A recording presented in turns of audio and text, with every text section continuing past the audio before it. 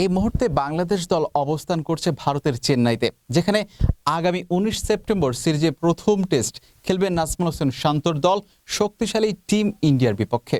তার আগে জানাতে চাই, চেন্নাইয়ের মাঠ উইকেট কন্ডিশন সম্পর্কে কতটা অবগত টিম টাইগার্স। আপনারা জানেন সাকিব আল হাসান দীর্ঘ সময় ধরে আইপিএল খেলেছেন। চেন্নাইয়ের মাঠ কন্ডিশন সম্পর্কে তার চেয়ে আর কার ভালো জানা আছে? সাকিব আল হাসান, যদিও ফরম্যাটটা ভিন্ন, কিন্তু বাংলাদেশ দলের এখানে খেলার কিন্তু অনেক অভিজ্ঞতা রয়েছে। গত শেষ ওয়ানডে বিশ্বকাপের ম্যাচও খেলেছেন, কিন্তু গত শেষ ওডিআই বিশ্বকাপেও চেন্নাইতে খেলেছে বাংলাদেশ দল।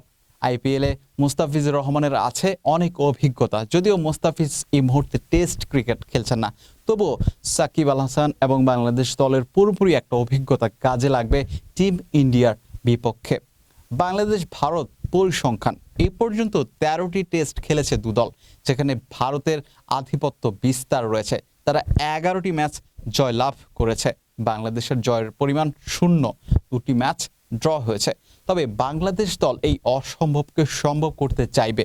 নাজমুল হোসেন শান্ত যেটা প্রেস কনফারেন্সে তিনি আজ বলেছেন, আসলে তারা ২টি ম্যাচে জিততে চাইবে, কেননা পাকিস্তানের মাটিতে পাকিস্তানের বিপক্ষে বাংলা ওয়াশ করা নাজমুল হোসেন শান্তর দল এই মুহূর্তে আছে আত্মবিশ্বাসের তুঙ্গে। সেই হিসাবে প্রতিটা প্লেয়ারই কিন্তু তারা চাইবে নিজেদের সেরা খেলাটা খেলে ভারতকে হারাতে। তবে ভারতের মাটিতে ভারত শুধু শক্তিশালী দল না, অন্যতম ফেভারিট দল ওয়ার্ল্ড ক্রিকেটে, এবং টেস্ট চ্যাম্পিয়নশিপে আপনারা দেখেন ভারত এই মুহূর্তে টপে অবস্থান করছে। বাংলাদেশ যদিও তারা এই ২ ম্যাচ জিততে পারে বা ভালো ক্রিকেট খেলতে পারে, অবশ্যই বাংলাদেশের জন্য বড় পাওয়া হবে। চেন্নাইয়ের উইকেটটা আসলে কেমন হতে যাচ্ছে? বাংলাদেশ এবং ভারত ৫ বছর আগে বাংলাদেশ ভারতে সফর করেছিল, সেখানে কিন্তু বাংলাদেশ ২টো ম্যাচে আসলে একেবারে হোয়াইট ওয়াশ হয়েছে। সেখানে কিন্তু ভারতীয় পেসারদের আধিপত্য বিস্তার ছিল। ৪০টি উইকেটের মধ্যে তারা ৩৫টি উইকেট নিয়েছেন, অর্থাৎ নিঃসন্দেহে বাংলাদেশের দুর্বলতা খুঁজে সেখানে বাংলাদেশের ব্যাটারদের আঘাত করতে চাইবেন ভারতীয় পেসাররা। সেক্ষেত্রে উইকেট কি স্পিন বান্ধব হবে নাকি আসলে পেস বান্ধব হবে? যেহেতু উপমহাদেশের ২টি দেশ এবং সাবকন্টিনেন্টে যারাই খেলেন তারা স্পিন সম্পর্কে ভালো অবগত। বিশেষ করে বাংলাদেশ দল নিজেদের কন্ডিশনে স্পিনে ভালো খেলে থাকেন এবং অবশ্যই স্পিন সম্পর্কে ভালো ধারণা রয়েছে। সেই হিসাবে ভারত কি চাইবে বাংলাদেশকে এই ট্র্যাপে ফেলে আসলে জিততে?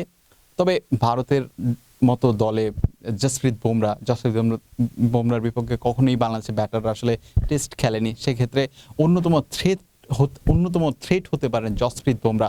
তাছাড়া আরও যারা ক্রিকেটার আছেন, আরও যারা পেসার আছেন, ৪ জন পেসার আছেন ভারতীয় স্কোয়াডে আসলে, যেখানে মোহাম্মদ সিরাজ আছেন, দয়াল আছেন যিনি প্রথমবারের মতো ডাক পেয়েছেন, এবং ৪ জন কোয়ালিটি স্পিনার আছেন, রবীন্দ্র জাদেজার সাথে অক্ষর প্যাটেল এবং অনেক অভিজ্ঞ বোলার রবিচন্দ্রন আশ্বিন এবং চায়নাম্যান বোলার কুলদীপ যাদব। অর্থাৎ ভারতীয় যে স্কোয়াডটা সাজানো হয়েছে সেখানে কিন্তু একেবারে ব্যালেন্স স্কোয়াড বলা যায়। তার কারণ হচ্ছে বাংলাদেশকে একটা দ্বিধায় তারা রাখতে চাইবে, কি স্পিনিং উইকেট নাকি পেস উইকেট। তবে যথাসম্ভব ভারতীয় মিডিয়া প্রকাশ করেছে, ভারতীয় গণমাধ্যম প্রকাশ করে আসছে যে চেন্নাইয়ের উইকেটটা হবে লাল মাটির উইকেট, যেখানে পেসারদের একটা বাড়তি সুবিধা থাকতে পারে, এবং জসপ্রীত বুমরা তার জন্য সেটা কিন্তু আতঙ্কের কারণ হতে পারে বাংলাদেশের ব্যাটারদের জন্য। সব মিলিয়ে চেন্নাইতে আগামী ১৯ তারিখ খেলা হবে। এর আগে বাংলাদেশ দল প্র্যাকটিস করার সুযোগ পাবে। চেনা কন্ডিশন সাকিব আল হাসান আসলে ইংল্যান্ড থেকে সরাসরি ভারতে আসবেন, এবং তার কাছ থেকে দল যতটুকু চাইবে অবশ্যই কন্ডিশন সম্পর্কে জানতে চাইবে, এবং খুব বেশি দূরে যেতে হবে না। গত ওয়ার্ল্ড কাপেও বাংলাদেশ খেলেছে, যদিও ফরম্যাটটা ওডিআই, টেস্ট ক্রিকেট সম্পূর্ণ আলাদা। সেখানে ৫ দিন আপনাকে লড়তে হবে, ৫ দিনে কমপক্ষে ১৫টা সেশন, তো ম্যাক্সিমাম সেশন কিন্তু আপনাকে উইন করতে হবে, তারপরে আপনি টেস্ট ক্রিকেটে জয়ের আশা করতে পারেন। অবশ্যই বাংলাদেশ দল যেভাবে দলগতভাবে খেলেছে পাকিস্তানে, সেটা যদি করতে পারে আমরা ভিন্ন কিছু আশা করতেই পারি বাংলাদেশ দল থেকে। বিলাল হোসেন শিমুল, পিটি আর্কাইভ।